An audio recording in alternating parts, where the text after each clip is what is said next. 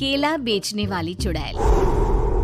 एक बार की बात है, जादूपुर नाम के एक गांव में करतब दिखाती एक औरत एक रेड्डी के लिए गांव में आती है। आइए आइए मेहरबान कदरदान, खाइए रोहड़ा के ताजे ताजे केले। कभी खाए नहीं होंगे ऐसे केले, पीले पीले केले खाइए। ये कहकर रोहड़ा हाथों में 4 केले लिए उन्हें सर्कल में जोर जोर से हवा में उछालती हुई करतब दिखाती है, जिसे देखकर आसपास के सारे बच्चे अपने अपने मम्मी पापा से उस औरत के पास जाने की जिद करने लग जाते हैं। पापा, ऐसा तो सर्कस में बॉल से होता है ना? ये आंटी तो केले से कर रही है। चलिए ना पापा, देखते हैं। रोहड़ा एक पतली सी तार पर चलती हुई केलों से करतब दिखाती है।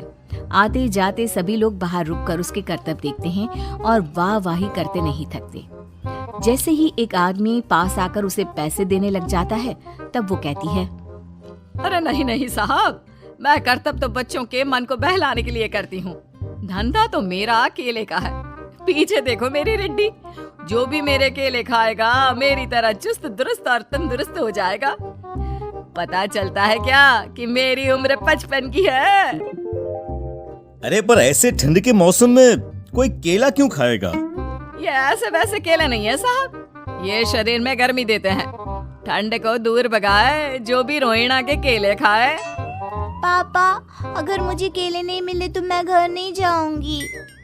तभी उसके पापा कहते हैं कि बेटा, केले ठंड में कभी गर्मी नहीं देते। ये सब कहने की बातें हैं, सामान बेचने का तरीका है इनका। पर पिंकी नहीं मानती। मैं केले खाऊंगी। पिंकी की जिद के आगे नत्थू हार जाता है और उसे केले खरीद कर दे देता है। पिंकी खुश होकर केले घर ले आकर खाती है। अब मैं भी करतब करूंगी, कितना मजा आएगा। जादुई केले। पिंकी पहला केला खत्म भी नहीं करती कि वो बेहोश हो जाती है। दूसरे केले से एक काला धुआं आता है और रोहड़ा चुड़ैल बनकर बाहर निकल आती है। मेरे भूतिया केले बच्चे न खाए, ऐसा हो ही नहीं सकता। जादूपुर वालों, कब तक बचोगे? आ गई हूँ मैं रोहड़ा, जिसका कोई नहीं कर सकता सामना। रोहड़ा पिंकी को गोद में उठाकर काले धुएं में कहीं गायब हो जाती है। शाम के वक्त नत्थू घर लौटता है और पिंकी को घर में ना पाकर उसकी माँ से कहता है, माँ पिंकी कहाँ है? अरे बेटा, उसे तो तू सुबह करतब दिखाने ले गया था ना, फिर कहाँ वापस आए तुम दोनों? मुझे लगा तू उसे अपने साथ मंडी ले गया होगा। हे भगवान, मेरी बच्ची कहाँ गई? मैं उसे घर ही तो छोड़कर गया था माँ। नत्थू गांव के घर कोने में अपनी बेटी को ढूंढता है, पर उसे वो कहीं नहीं मिलती। परेशान होकर आखिर रो रो कर नत्थू हिम्मत हार कर घर लौट आता है। अगली सुबह रोहड़ा फिर से करतब दिखाने आती है और इस बार पिंकी की तरह रोनी केले खरीद लेता है। 50 रुपए दिए थे पापा ने, सारे पैसों की मैंने केले खरीद लिए हैं।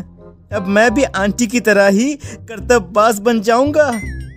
यही सोचते हुए रोनी केले खाता है और पहला अकेला केला आधा खत्म भी नहीं करता कि चुड़ैल उसके सामने आ जाती है। मेरे साथ चलने का समय आ गया है रोनी। ये तो बस शुरुआत है। अब इस गांव के सारे बच्चे धीरे धीरे मेरे कब्जे में होंगे, एक बच्चा भी नहीं बचेगा। ये कहकर रोनी को गोद में लेकर काले धुएं में अदृश्य हो जाती है। इसके बाद हर रोज गांव में से कोई ना कोई बच्चा गायब होता, पर ऐसा क्यों हो रहा है किसी को भी समझ में नहीं आ पा रहा था। रोज की तरह अपनी बेटी पिंकी की तलाश में नत्थू गांव के एक तालाब के पास बैठा रो रहा था। कहाँ गई मेरी पिंकी? शकुंतला के जाने के बाद एक वही तो मेरा सहारा थी। अरे उसकी आत्मा कोस रही होगी मुझे कि मैं अपनी बच्ची को संभाल भी नहीं पाया। नत्थू ये कहता हुआ रो ही रहा था कि तभी तालाब में से उसे शकुंतला की आवाज सुनाई देती है।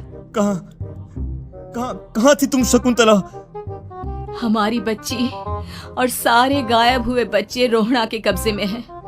वो बच्चों को जो केले देती है उससे बच्चे बेहोश हो जाते हैं और उसके कब्जे में आ जाते हैं और वो उन्हें ले जाकर काली दुनिया में ले जाती है। पर वो ऐसा क्यों कर रही है?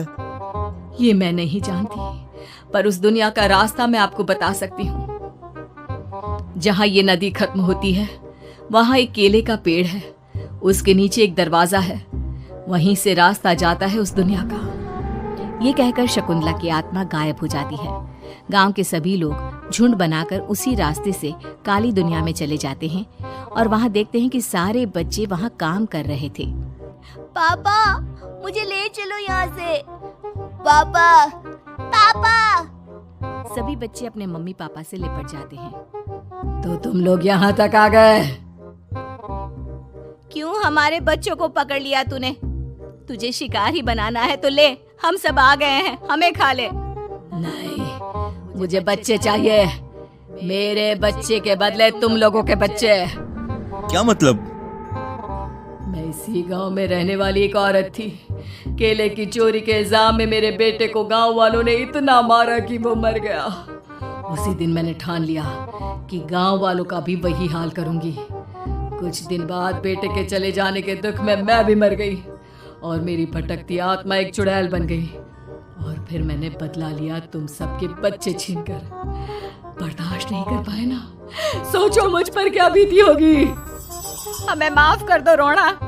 पता नहीं ये किसकी गलती थी, पर हम सभी माफी मांगते हैं। हमारी खुशियां लौटा दो, तुम भी तो एक माँ हो।